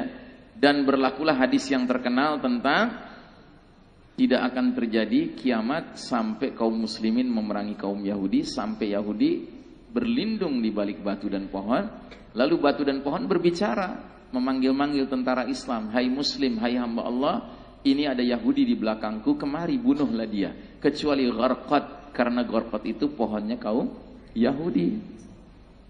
Dan hari ini di Israel pohon Gharqad ini sangat dianjurkan ditanam. Ini Perdana Menteri Netanyahu, ya kan, lagi nanam pohon Gharqad. Jadi mereka tahu bahwa mereka harus berlindung di balik pohon Gharqad. Makanya sekarang penghijauan di Israel yang banyak ditanam pohon Gharqad, ya.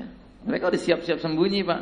Kalau akhirnya umat Islam sadar bahwa melawan Yahudi nggak cukup dengan bertarung di PBB, ya kan, rumahnya Yahudi, ya. Tapi ujung-ujungnya kita harus perang, Pak, lawan mereka. Mereka udah siap-siap sembunyi di balik Gharqad. Dan mereka tahu hadis ini. Tapi kita juga lebih tahu lagi, Pak. Makanya kalau Allah takdirkan kita jadi pasukan Al-Mahdi melawan Yahudi, pertama yang kita cari pohon Gharqad. Kita singkirin sedikit, hajar langsung, ya kan? Enak kan?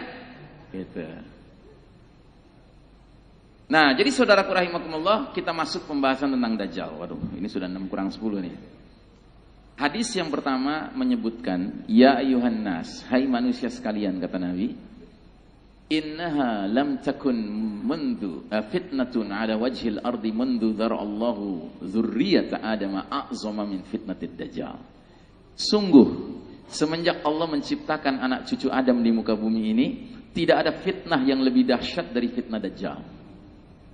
Wa inna Allah azza wa jalla lam yab'ath nabiyyan illa haddara ummatahu ad-dajjal. Dan Allah Ta'ala tidak mengutus seorang nabi pun kecuali nabi itu memperingatkan umatnya masing-masing mengenai fitnah dajjal.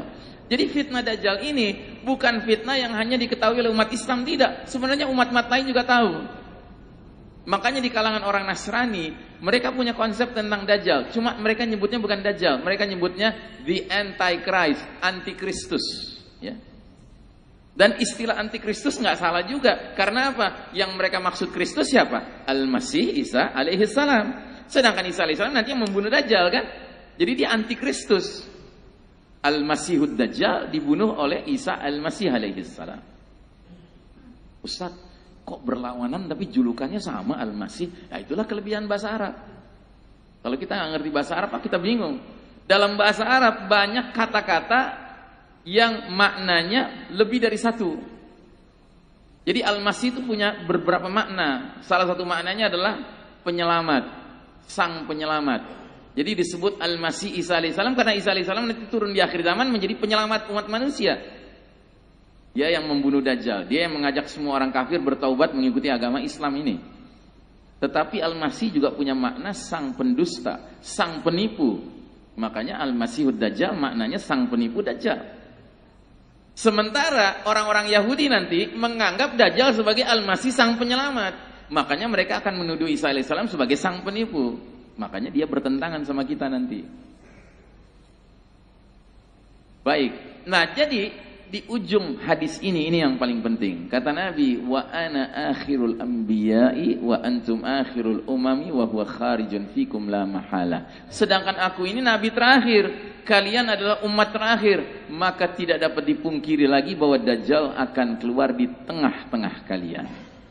Jadi maksudnya, nabi demi nabi sudah diutus Allah menyampaikan peringatan kepada umatnya masing-masing tentang Dajjal. Nabi demi nabi sudah wafat satu persatu. Sampai nabi paling akhir pun sudah wafat. Dajjal belum keluar. Berarti yang akan ketemu Dajjal siapa? Umat Nabi Muhammad SAW yang hidup tanpa Nabi Muhammad SAW. Dan kita memenuhi kriteria itu kan? Soal apakah Dajjalnya munculnya sebentar lagi atau masih beberapa waktu lagi, itu bisa kita bicarakan. Nanti ada hadis-hadisnya yang bisa kita bicarakan, ya. Nah, jadi Al-Masihud Dajjal merupakan fitnah yang paling dahsyat sepanjang masa. Makhluk seperti apa dia? Dikatakan oleh Allah sebagai fitnah yang paling dahsyat sepanjang masa. Untuk menjawab pertanyaan ini, kita tidak boleh menggunakan akal semata. Nggak bisa. Karena apa? Urusan Dajjal ini termasuk ilmu tentang perkara yang gaib. Sedangkan perkara yang gaib, kata Allah dalam surat Al-Jin, alimul ghaibi fala yuzhiru ala ghaibihi ahadan illa man irtadha mir rasulin. Dia Allah adalah yang maha mengetahui perkara yang gaib, maka Allah tidak memperlihatkan kepada seseorang pun tentang perkara yang gaib itu kecuali kepada Rasul yang diridhoinya. Jadi kalau kita mau tahu perkara yang gaib, atau kita nanyanya ke Allah, atau kita nanyanya kepada Rasul. Nanya nggak mungkin kan? Berarti atau kita lihat ke Quran, atau kita lihat ke Sunnah. Begitu maksudnya. Nah, para ulama sejak dulu sudah membicarakan, perdebatannya panjang. Mereka sudah kaji Al-Quran dari surat Al-Fatihah sampai An-Nas, nggak ketemu itu istilah Dajjal. Ya toh? Nggak ada kan Dajjal di dalam Al-Quran, ada enggak? Nggak ada. Kalau ada yang bilang ada, berarti Quran Anda palsu. Gitu. Karena nggak ada kata Dajjal di dalam Al-Quran. Dan para ulama sudah selesai mendiskusikan kenapa Allah tidak menyebut Dajjal dalam Al-Quran. Padahal dia fitnah yang paling dahsyat sepanjang zaman. Karena kata para ulama, Allah ingin menghina Dajjal. Jadi cara Allah menghina Dajjal adalah nama Dajjal nggak disebut dalam Al-Quran. Gitu. Tetapi ada ayat yang mengisyaratkan tentang Dajjal secara tidak langsung tanpa nyebut namanya. Ini dia ayatnya. Surat Al-An'am ayat 158. Bunyinya, Yang manusia nanti-nantikan tidak lain hanyalah kedatangan malaikat kepada mereka untuk mencabut nyawa mereka, malaikat maut. Atau kedatangan Rabbmu di hari berbangkit nanti, ketika kita dikumpulkan di padang mahsyar, Allah akan muncul di depan seluruh umat manusia, ya kan? Kalau sekarang kita nggak bisa lihat Allah. Kalau nanti Allah akan muncul dan Allah akan berfirman di hadapan seluruh manusia, Ana Rabbukum, Anal Malikil Yawm, aku raja pada hari ini. Anal Malikil Yawm, aku raja pada hari ini, ya kan? Malik Yaumiddin kan? Allah raja pada hari kemudian, hari berbangkit nanti. Ainal mutajabbirun, ainal mutakabbirun, ainal jabbarun. Mana itu orang-orang yang menyombongkan diri? Mana itu orang-orang yang memaksakan kehendak mereka waktu di dunia? Maksudnya mana itu para penguasa-penguasa zalim gitu, ya. Padahal hari itu hadir, Pak. Fir'aun hadir hari itu, Namrud hadir hari itu, ya. Kemudian Dajjal hadir hari itu. Enggak ada yang berani menjawab. Ya. Nah, jadi kita tidak bisa lihat Allah di dunia ini karena dimensi kita nggak nyampe. Tapi di hari berbangkit nanti insya Allah kita lihat Allah, ya. Terus atau kedatangan sebagian ayatul rabbika, tanda-tanda Rabbmu. Pada hari ketika datangnya sebagian tanda-tanda Rabbmu, tidaklah bermanfaat lagi iman seseorang bagi dirinya yang belum beriman sebelum itu. Atau dia belum mengusahakan kebaikan dalam masa imannya. Katakanlah, tunggulah olehmu, sesungguhnya kami pun menunggu pula. Nah, jadi tanda-tanda Rabbmu ini apa? Diterangkan di hadis. Hadis yang mana? Ini dia hadisnya. Ya.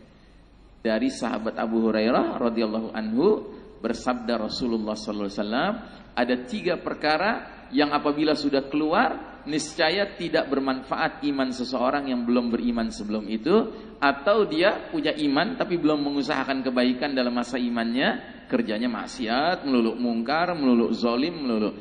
Apa itu 3 perkara itu? Terbitnya matahari dari barat, keluarnya Dajjal, dan makhluk melata di bumi, dabbatul ard tadi, ya.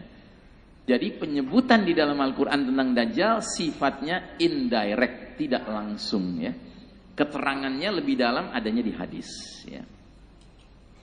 Dan jangan bilang begini, ya Ustadz kan cuman di hadis, di ayat nggak ada, enak aja bilang cuman.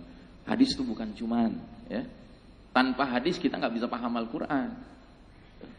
Quran dan hadis itu sejalan, ya. Nah, jadi saudaraku rahimakumullah, dalam sebuah hadis lain, riwayat Muslim, hadis yang panjang sekali, hadis sahih, diceritakan seorang sahabiat perempuan namanya Fatimah binti Qais pergi ke Masjid Nabawi mau sholat Isya. Sampai dia di Masjid Nabawi, para sahabat nunggu, Nabi nggak kunjung keluar dari rumahnya untuk mimpin sholat Isya. Nggak seperti biasanya. Tapi akhirnya Nabi keluar. Dan Nabi langsung memimpin sholat Isya. Selesai mimpin sholat Isya, langsung naik mimbar. Nah, mulailah panjang lebar Nabi menerangkan, ya, apa yang dia dengar dari tamunya, yang panjang lebar menceritakan sesuatu kepada Nabi yang menyebabkan Nabi tertunda mimpin sholat Isya itu. Nah, apa isi penjelasan Nabi? Kata Nabi, ada seorang pelaut Nasrani dari Palestina namanya Tamim Ad-Dari mengadakan pelayaran dengan satu bahtera bersama 30 awak, semuanya orang Nasrani dari Palestina. Lalu bahtera mereka ini selama 1 bulan penuh diombang-ambingkan oleh badai, ombak badai, ya. Sampai mereka terdampar di sebuah pulau kecil, entah di mana. Mereka turun dari bahtera mereka naik ke atas pulau itu. Tiba-tiba mereka disambut oleh makhluk yang aneh. Makhluk ini melata, seluruhnya badannya isinya bulu-bulu gitu, ya. Dan gak ketahuan mana kepalanya, mana ekornya. Mereka masih bingung ini makhluk apa. Tahu-tahu makhluk itu berbicara, mengatakan ada seorang laki-laki di dalam biara di pulau ini ingin ketemu dengan kalian, ya kan? Mereka saking takutnya mereka bertanya, "Man anta? Kamu ini siapa?" Dia jawab, "Ana al-jassasah, aku ini al-jassasah." Akhirnya mereka tinggalkan karena takut kalau ini setan perempuan. Benar, di dalam pulau itu ada biara. Tahu biara ya, Pak? Biara itu beda dengan gereja. Kalau gereja itu tempat ibadah orang Kristen, tapi nggak ada yang nginep di dalamnya, itu gereja. Kalau biara ada yang nginep di dalamnya, ya, ada yang mondok gitu, ya. Nah, masuklah mereka ke dalam biara itu. Nah, ternyata begitu mereka masuk, dikatakan oleh Tamim Ad-Dari, ya kan? Fantalaqna sira'an hatta dakhalna ad-daira fa idza fihi a'zamu insanin ra'ainahu qat. Ya. Kami Tamim Ad-Dari dengan awak kapalnya segera pergi hingga memasuki biara itu. Ternyata di dalamnya ada orang terbesar yang pernah kami lihat. Paling kuat, namun tangannya terbelenggu di leher, terikat begini. Antara lutut dan mata kakinya terbelenggu besi. Nggak bisa bergerak dia. Cuman bisa berbicara dia. Dan dia langsung mengajukan pertanyaan-pertanyaan yang semua pertanyaannya berkenaan dengan daerah-daerah di Palestina. Kecuali pertanyaan terakhir. Ya.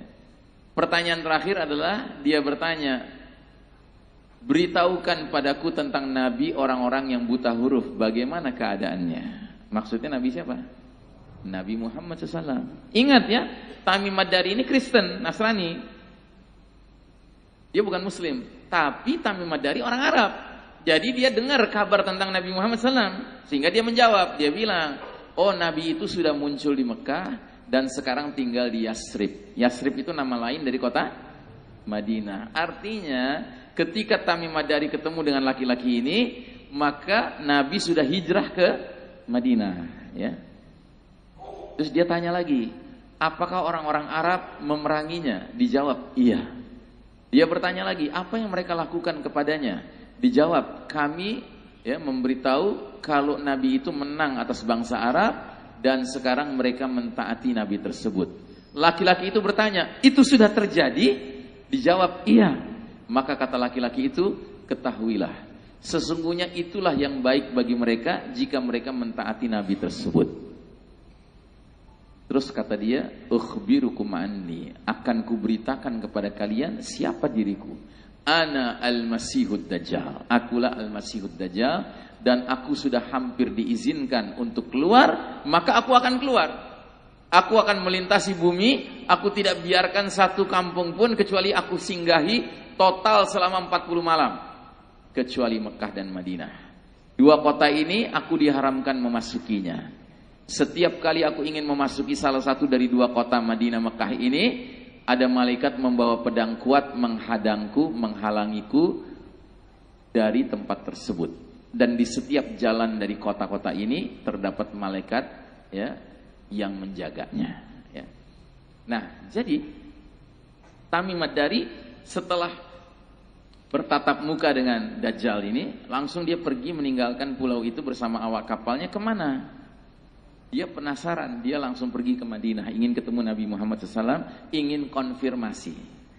Sesampainya di kota Madinah, itu Nabi baru selesai sholat maghrib, di rumahnya diterima. Nah, akibat pembicaraannya itulah menyebabkan Nabi mimpin sholat isyanya tertunda. Nah, Nabi kemudian membenarkan kalau Tamim Ad-Dari sudah ketemu Dajjal, ya kan? Langsung Tamim Ad-Dari mengucapkan 2 kalimat syahadat. Nah, di ujung pembicaraan di atas mimbar tadi, Nabi kemudian memukul tongkat pendek beliau ke mimbar seraya berkata, hadhit thayyibah, hadhit thayyibah, hadhit thayyibah. Inilah kota Madinah, inilah kota Madinah, inilah kota Madinah. Ingat, apakah aku sudah ceritakan pada kalian? Semua sahabat menjawab, iya. Terus kata Nabi, apa yang diceritakan Tamim Ad-Dari kepadaku membuatku takjub. Ceritanya sama seperti yang kuceritakan pada kalian tentang Dajjal, kota Madinah dan kota Mekah. Ya. Masya Allah. Jadi dari hadis ini apa kesimpulan yang bisa kita ambil? Yang bisa kita ambil kesimpulannya adalah Dajjal merupakan insanun, manusia dari keturunan Bani Adam. Karena waktu Tamim Ad-Dari melaporkan kepada Nabi, dia nyebutnya begitu, aku melihat manusia yang paling besar yang pernah kulihat. Nabi tidak bantah ya. Berarti memang Dajjal ini manusia. Cuman manusia yang bukan sembarang manusia kayak manusia lain. Ada 2 perkara yang menarik dalam hadis ini. Pertama, usianya panjang, ya kan? Bayangkan di zaman Nabi sudah ada Dajjal di sebuah pulau yang entah di mana keberadaannya. Ya. Dan nanti kalau ada kesempatan tanya jawab, tolong jangan ada yang tanya ke saya, pulaunya di mana Ustadz? Saya nggak akan tahu. Kenapa saya nggak tahu? Nabi aja nggak tahu. Makanya di ujung hadis tadi, setelah Nabi menanya, apakah sudah kuceritakan? Iya, aku takjub dengan ceritanya Tamim Ad-Dari. Sama seperti yang kuceritakan pada kalian tentang Dajjal, Mekah dan Madinah. Terus Nabi ngangkat tangannya gini. Nabi bilang, Dajjal akan keluar dari sana. Nabi menunjuk telunjuknya ke arah selatan, ke arah Yaman. Tiba-tiba Nabi sendiri membantah, oh tidak. Dajjal akan keluar dari sana, dari utara, dari Syam, dari wilayah lautan Mediterania. Dibantah lagi sama Nabi, oh tidak. Dajjal akan keluar dari sana, ke arah timur. Nabi tunjuk telunjuknya. Mudah-mudahan maknanya bukan Indonesia ya. Gitu. Nah, jadi Nabi mulai memang ke sini dibantah, ke sana dibantah, ya kan? Nah, itu kenapa? Karena para ulama hadis mengatakan itu isyarat demikian majhulnya, misteriusnya keberadaan Dajjal. Nah, jadi usianya panjang Dajjal ini. Kira-kira bagi Allah menciptakan manusia yang bisa berusia panjang sulit apa mudah? Ya mudah saja. Sebagaimana mudahnya Allah Ta'ala menahan seorang manusia di langit ribuan tahun untuk nanti diturunkan di akhir zaman untuk membunuh laki-laki yang ditahan di bumi ribuan tahun. Ya. Jadi laki-laki yang disembunyikan Allah ribuan tahun di sebuah pulau misterius, yang membunuhnya laki-laki yang disimpan Allah, disembunyikan Allah di langit ribuan tahun. Ya. Al-Masih Ad-Dajjal dibunuhnya oleh Isa Al-Masih alaihissalam. Terus yang kedua, dari hadis ini Allah mengizinkan, ada keterangan bahwa Allah mengizinkan Dajjal meramalkan beberapa peristiwa yang bakal terjadi di masa depan. Saya nggak sebut tadi hadisnya, saya lompati karena waktu, ya kan. Intinya Dajjal itu membicarakan tentang, bertanya tentang kurma Baisan dan tentang Danau Tiberias, ya. Dia katakan kurma Baisan sebentar lagi nggak berbuah. Dan benar, hari ini kota Baisan itu, desa Baisan itu sudah tidak ada kurmanya lagi. Sebagaimana Danau Tiberias sudah diramalkan Dajjal bakal mengering. Hari ini Danau Tiberias sudah minim sekali airnya. Baik Bapak dan Ibu rahimakumullah, saya mohon maaf karena waktu kayaknya kita harus sampai sini dulu Pak. Pembicaraan soal Dajjal ini masih ada cukup panjang. Kalau kita paksakan juga nanti saya menzolimi pihak yang mengundang saya pada acara berikutnya. Gitu. Jadi kita cukupkan sekian dan ada janji yang harus saya penuhi. Tadi mau dibuka forum tanya jawab ya. Ya. Kami sampaikan kepada Bapak Ibu yang ingin bertanya, silakan menyampaikan pertanyaannya. Dicatat.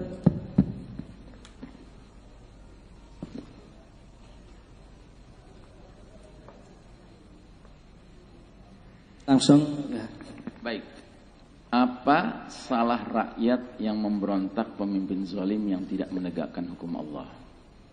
Dan itu orang muslim yang berontak. Dan lalu ada yang mencaci pemberontak itu dengan sebutan khawarij. Dan itu orang muslim yang mencaci. Menurut Ustaz, ciri khawarij itu apa? Baik.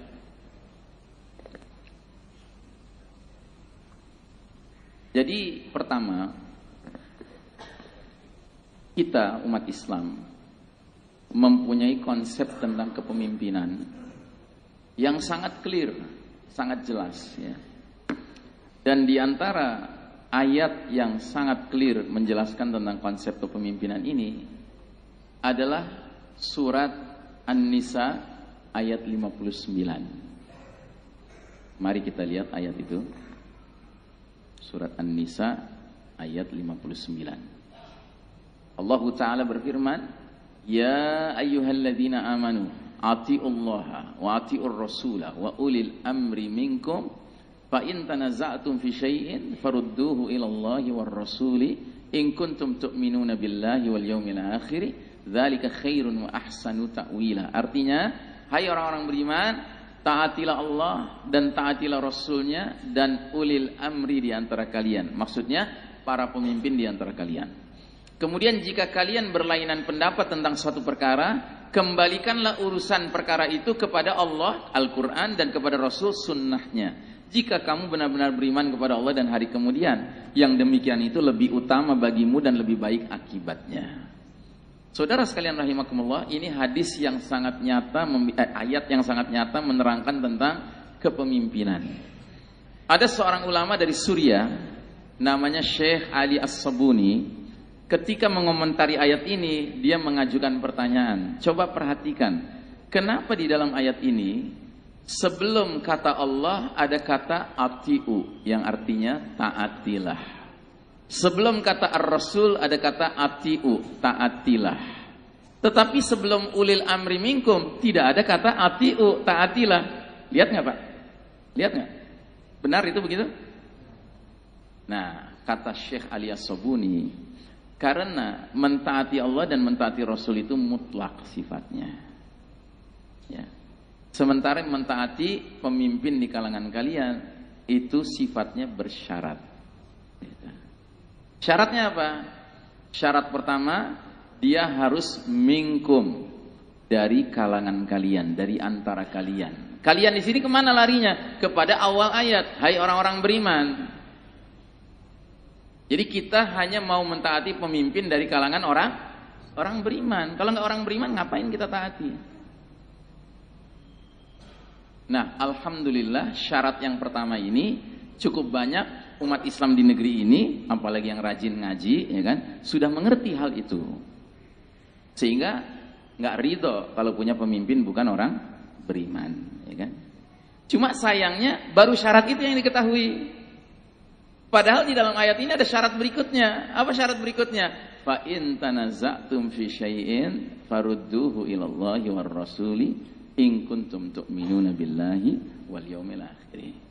Kemudian kalau kalian berlainan pendapat tentang satu perkara, kembalikanlah perkara itu kepada Al-Quran dan Sunnah jika kalian benar-benar iman pada Allah dan hari akhir. Artinya syarat kedua pemimpin yang patut ditaati adalah pemimpin yang dalam menyelesaikan semua problema tidak mau nengok kepada yang lain kecuali kepada Quran dan Sunnah. Nah, apakah syarat yang kedua ini sekarang sudah terpenuhi?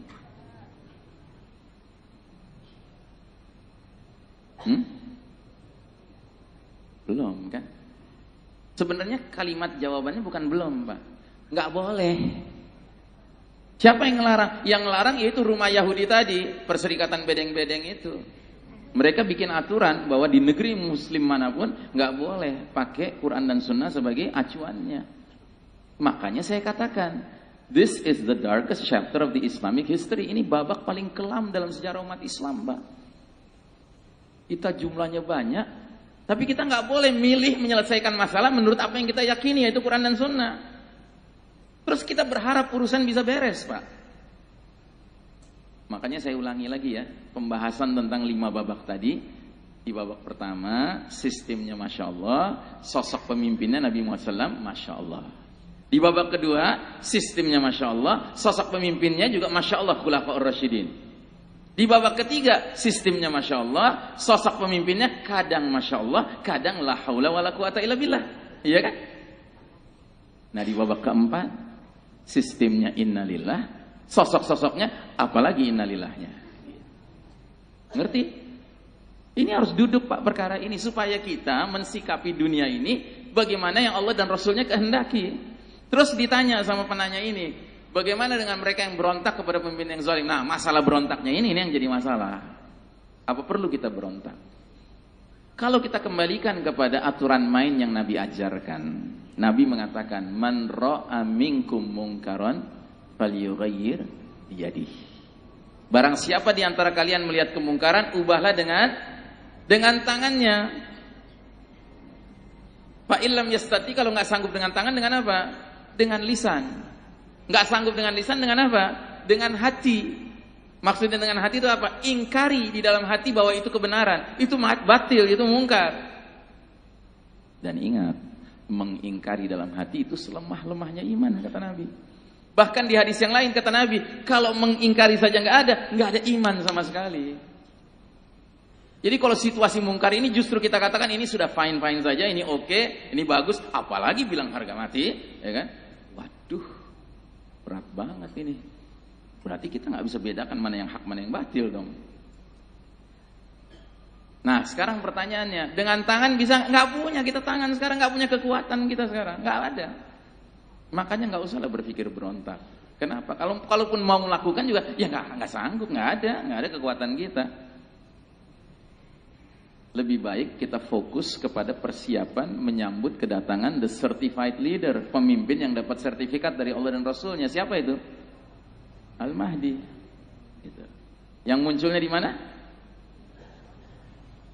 Senayan. Ya udah tahu kan Anda munculnya di mana.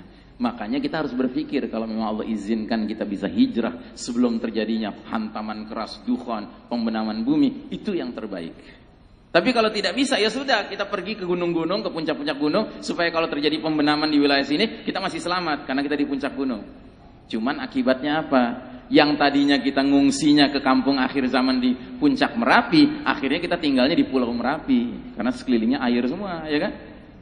Sementara sudah nggak ada teknologi canggih. Mau naik pesawat ke Arab gimana caranya? Gabung sama Al-Mahdi nggak mungkin.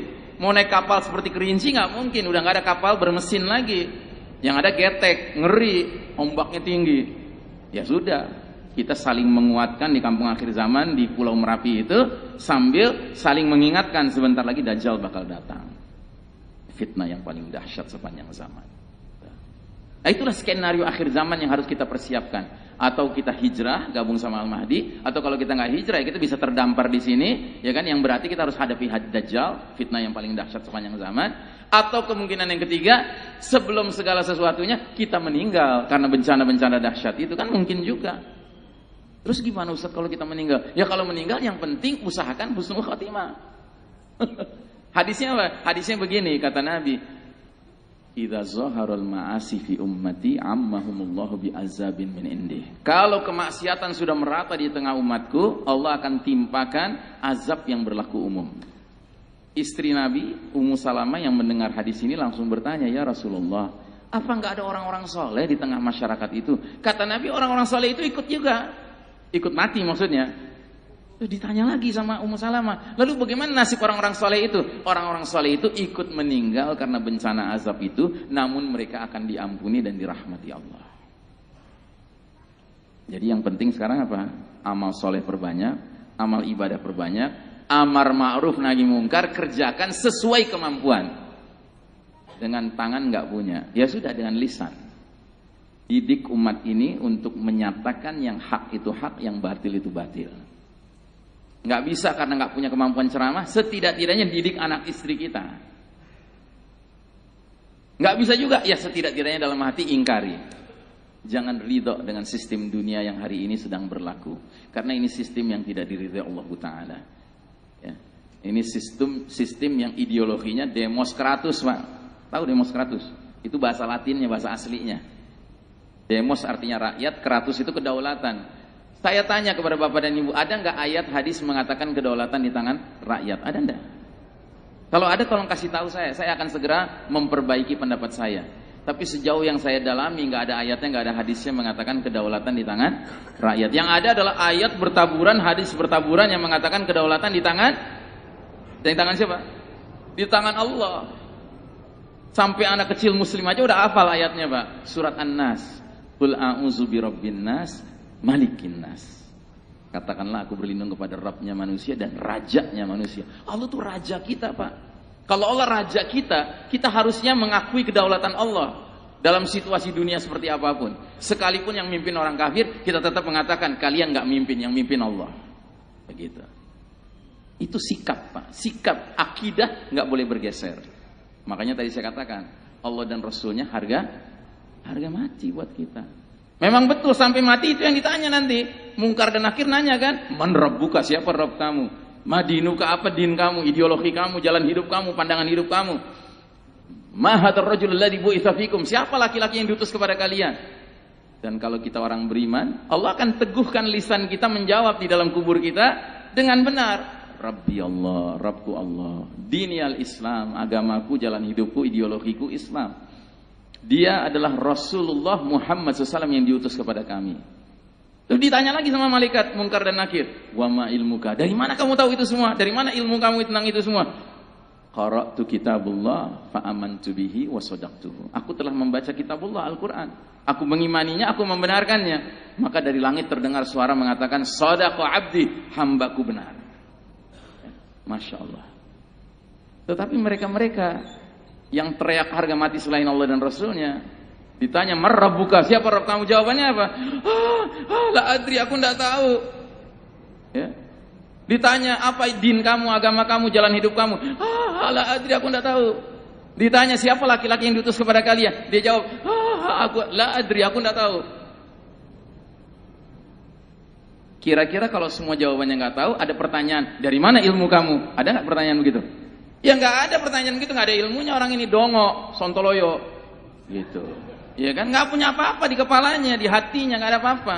Makanya saudaraku rahimakumullah, sekalipun anda ambisi, pingin lihat anak anda S1, S2, S3 bahkan profesor, ingat, semua gelar akademis itu nggak ada gunanya kalau 3 ilmu mendasar nggak dimiliki oleh anak kita. Apa itu? Ma'rifatul Rabb, mengenal siapa Rabbnya. Ma'rifatul Din, mengenal apa jalan hidupnya. Ma'rifatul Rasul, mengenal siapa Rasulnya.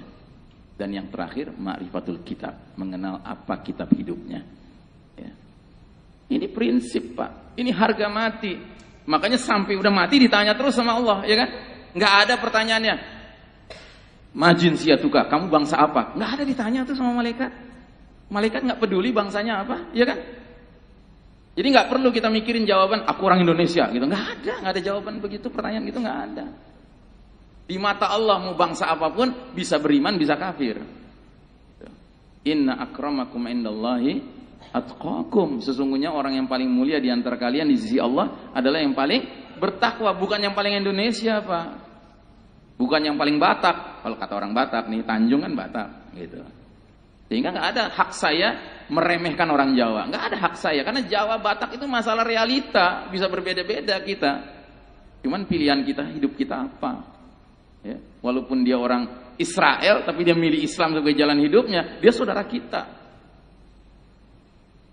Walaupun nyatanya nggak ada sih orang Israel yang milih jalan hidup Islam, tinggal di Israel. Mana mau dia tinggal di Israel lagi, ya kan? Oke. Jadi kepada saudara kita ini, terus dia bertanya, lantas apa itu yang disebut Khawarij? Khawarij itu, ya kalau kita baca sejarah, adalah orang-orang yang keluar dari kepemimpinan yang sah. Ya. Dan kepemimpinan yang sah pada masa itu siapa? Khalifah Ali bin Abi Thalib. Gitu. Ali bin Abi Thalib memenuhi kriteria ulil amri minkum enggak? Berani bilang enggak. Jelas memenuhi. Khulafaur Rasyidin semuanya ulil amri minkum. Nah hari ini mau keluar dari mana? Masuk aja belum. Gitu. Iya kan?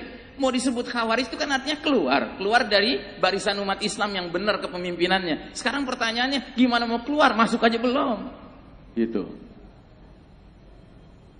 Istilahnya di babak keempat ini, umat Islam ini khalifahless gitu loh. Tahu khalifahless? Ya.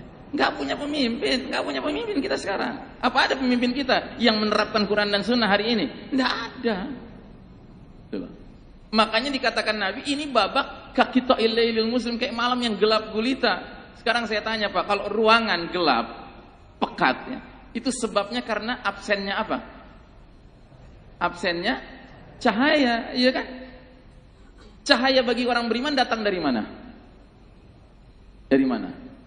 Ingat surat An-Nur ayat 35. Ya, Allahu nurus samawati wal. Allah itu cahayanya langit dan bumi. Nah, bagaimana caranya Allah ngasih cahayanya, ngirim cahayanya ke kita umat Islam ini? Lewat kurirnya, namanya Nabi Muhammad SAW. Cahayanya itu diwakili dengan sebuah kitab namanya Al-Quran. Makanya Allah berfirman dalam surat Ibrahim ayat pertama, Alif Lam Ra, kitab Al-Quran ini kami turunkan kepada engkau Muhammad agar engkau mengeluarkan manusia dari gelap menuju cahaya yang terang benderang dengan izin Rabb mereka menuju jalan Allah yang maha perkasa lagi maha terpuji. Nah, semenjak runtuhnya rumah besar kita tahun 1342 Hijriah Pak, terus muncul bedeng-bedeng. Di bedeng-bedeng ini Pak, lentera Rabbani ini tidak dinyalakan. Bukan lentera Rabbani yang dinyalakan. Yang dinyalakan apa Pak? Lampu tempel bikinan manusia. Namanya macam-macam. Di Mesir beda namanya dengan di bedeng Indonesia, beda dengan di bedeng Turki ya. Tapi yang pasti bukan lentera Rabbani, bukan Al-Quran. Nah cilakanya, sebagian umat Islam sudah mulai mengatakan lampu tempel ini sama lentera Rabbani cocok-cocok saja. Buktinya bagian pertama dari lampu tempel itu cocok dengan ayat Qul huwallahu ahad dan seterusnya dan seterusnya dan seterusnya. Ngerti nggak Pak yang saya bicarakan? Yang ngerti, yang belum ngerti mudah-mudahan nanti ngerti. Gitu ya.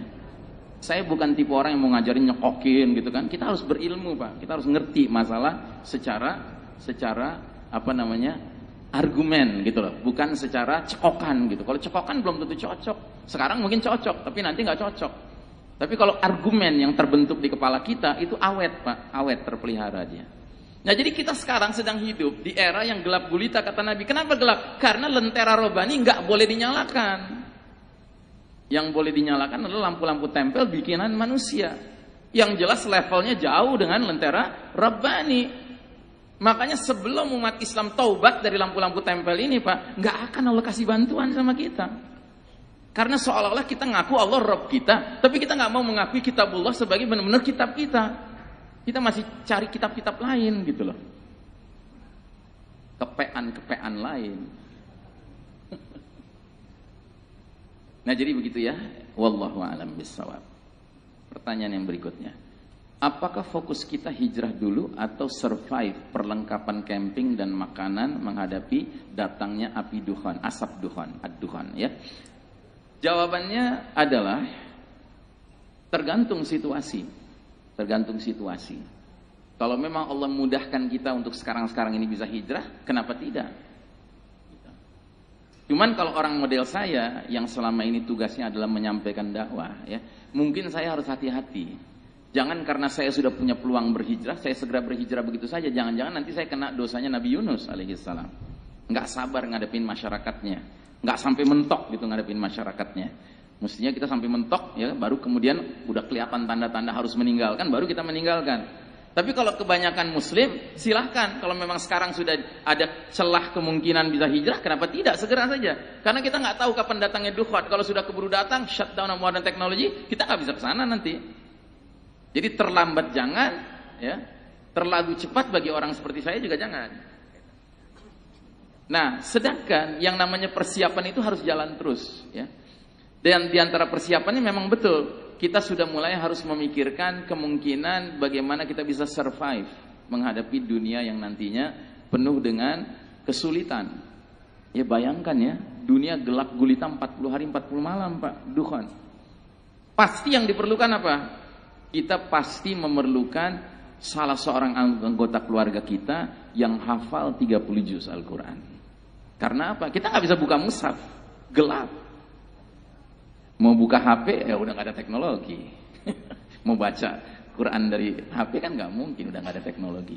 Makanya diantara yang harus kita targetkan adalah selagi masih ada teknologi ini, pastikan ada anggota keluarga kita, mungkin kalau bukan anak ya menantu lah gitu yang hafal Quran.